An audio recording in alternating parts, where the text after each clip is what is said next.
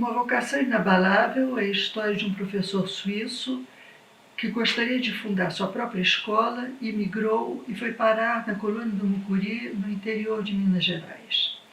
O texto faz parte de um ciclo de estudos sobre os imigrantes que chegaram nessa colônia entre os anos de 1855 e 1860.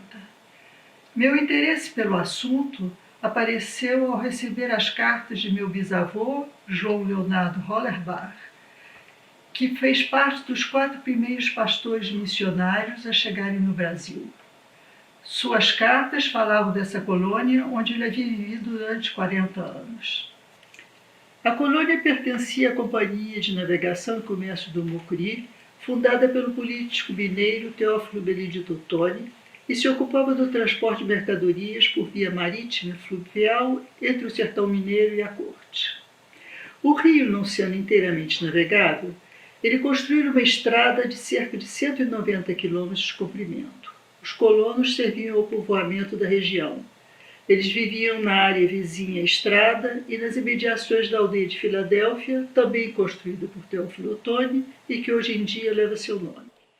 Meu primeiro constato foi que praticamente todos os estudos existentes se baseavam em 2 livros publicados no século passado, nas décadas de 50 e 60, e se baseavam nos relatórios escritos por Teófilo Ottoni e dirigidos aos acionistas da companhia.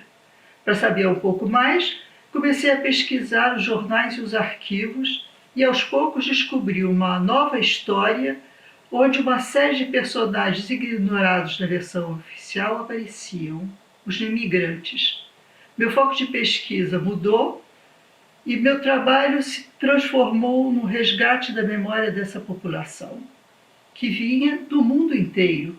Os engenheiros e colonos vinham dos 4 pontos da Europa.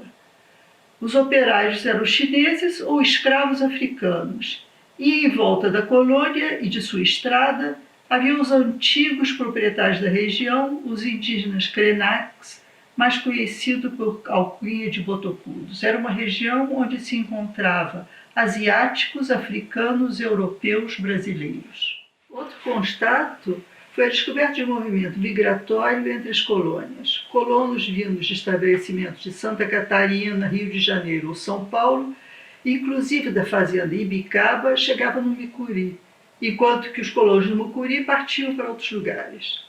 Ferdinand Buchenstein, personagem central de Uma Vocação Inabalável, foi um entre esses numerosos migrantes, e sua história é uma entre as várias que já relatei. Nascido no Cantão do Schaffhausen, numa época em que Pestalozzi revolucionava o sistema de ensino suíço, ele se tornou professor e desenvolveu seu próprio método, do qual ignoramos tudo.